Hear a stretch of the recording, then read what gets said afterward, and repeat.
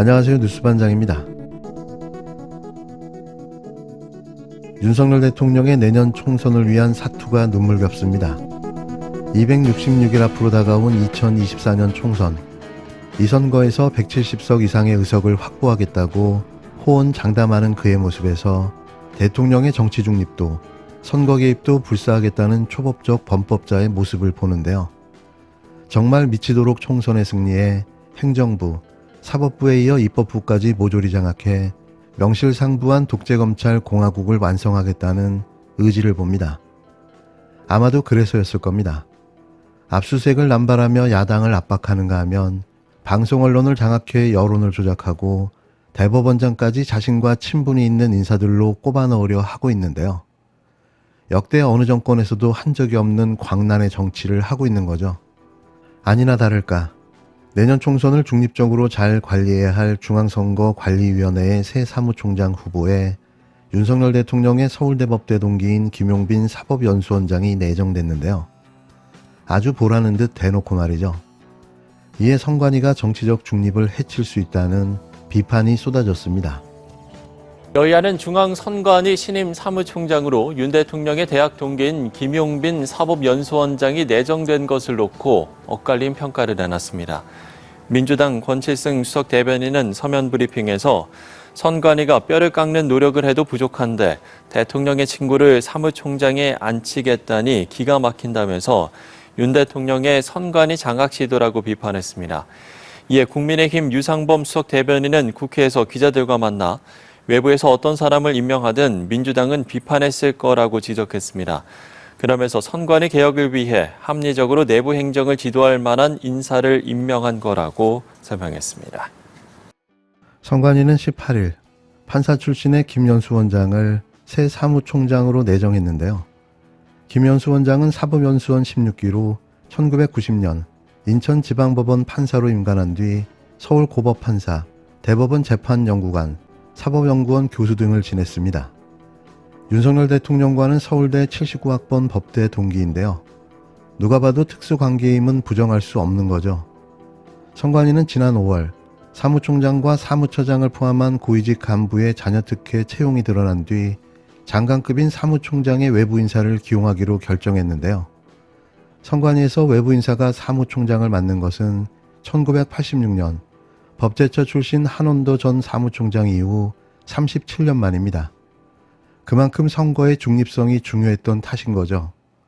하지만 사무총장에 내정된 김연수 원장이 윤 대통령의 대학 동기인 탓에 선관위의 정치적 중립성을 훼손한다는 우려가 야권을 중심으로 나오고 있는데요. 권칠승 더불어민주당 수석 대변인은 19일 윤 대통령의 동기를 선관위를 총괄하는 선관위의 사무총장 자리에 임명한다면 중립적인 선거관리가 되겠느냐며 윤석열 정부의 선관위 장악 시도로 볼 수밖에 없다고 비판했는데요. 그는 권력의 손길이 선거에 닿을 때 부정선거가 태어났다며 선거관리가 투명하지 않다는 의심은 민주주의를 무너뜨린다고 덧붙였습니다.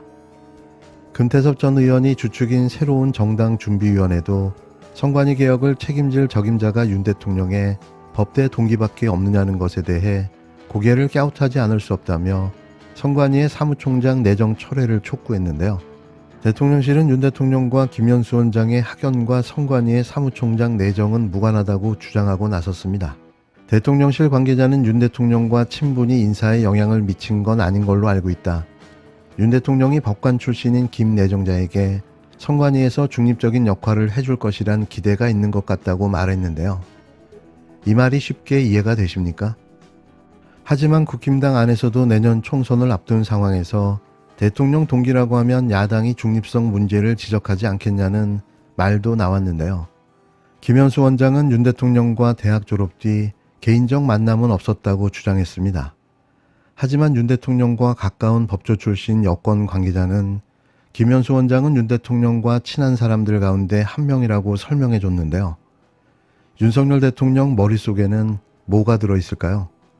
인생이, 삶 자체가 불법과 위선으로 가득 차 어떠한 수단과 방법을 가리지 않고서라도 자신이 원하는 걸 이루고자 하는 욕망이 가득해 보이는데요.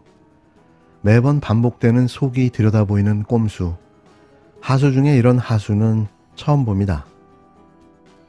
사과할 줄 모르는 대통령과 정부 여당, 이런 뻔뻔한 집권 세력은 없었습니다. 정부가 적극적으로 대처했다면 충분히 막을 수 있었던 재난이었습니다. 12년 만에 발생한 최악의 폭우 피해를 두고 인재를 넘어 관제라는 비판마저 나오는 이유입니다. 이번 폭우 피해는 보면 볼수록 159명의 희생자를 낸 이태원 참사를 떠올리게 합니다. 정부 여당의 행태 또한 그대로 재현되고 있습니다. 하지만 대통령은 사과는커녕 국민에 대한 공감과 배려의 모습조차 보이지 않고 있습니다. 여당도 정부의 책임을 애써 외면한 채 일선 공무원과 현장 책임자의 잘못만 따지고 있습니다. 잘못을 인정하는 것이 그렇게 두렵습니까? 그렇다면 국민의 생명과 안전을 지키기 위해 최선을 다했어야 하지 않습니까? 수해 속에서 정부와 여당은 어디서 무엇을 했습니까? 국민은 이번 참사와 정부의 대응을 보며 무정부 상태로 규정했습니다. 윤석열 정부의 무능, 무책임, 무의지가 국가 시스템을 멈춰버렸기 때문입니다. 정부의 안전과 생명을 지키지 못해놓고 책임마저도 지지 않으려 한다면 정부는 도대체 왜 존재해야 하는지 국민은 묻고 있습니다. 윤석열 대통령과 정부 여당의 대오각성을 촉구합니다. 언제까지 무능하고 무책임한 집권 세력으로 남으려고 합니까? 충분히 막을 수 있었던 대형 참사에 대해서 국정 운영의 책임을 진 정부 여당은 사과부터 하십시오. 국민적 분노가 무섭게 타오르고 있음을 직시하길 촉구합니다. 결국 국가수사본부장 인사검증 과정에서 아들의 학교폭력 관련 소송 사실을 숨겼다는 의혹을 받는 정순신 변호사에 대해 경찰이 불송치 처분했습니다. 뭐 놀랍지도 새롭지도 않은데요. 이런 결과가 안 나왔다면 그게 더 이상한 거죠. 서울 서대문경찰서는 정 변호사가 일부러 거짓 답변하거나 공무집행을 방해하려 한 고의성을 입증하지 못했다고 밝혔는데요. 입증을 못한 게 아니라 안 한 거죠. 또 이렇게 뭉개고 넘어갑니다. 정 변호사는 인사검증 질문서에서 직계좀비 관련된 소송이 있느냐는 질문에 아니요라고 답변했는데요. 이에 시민단체에 의해 고발됐습니다. 진짜 몰라서 아니라고 답변한 걸까요? 아니면 그렇게 해도 된다고 판단을 했을까요? 그렇다면 그 판단의 이유는 또 뭐였을까요? 윤석열과 한동훈과 한 팀으로 일했던 그에게는 당연한 인사였고 대충 청문회를 마치고 경찰까지 완벽하게 장악하려 했던 건데요. 아들의 과거가 그의 발목을 잡은 거죠. 혐의 없음, 불송치 처분, 또 하나의 희대의 사건이 묻히고 말았습니다.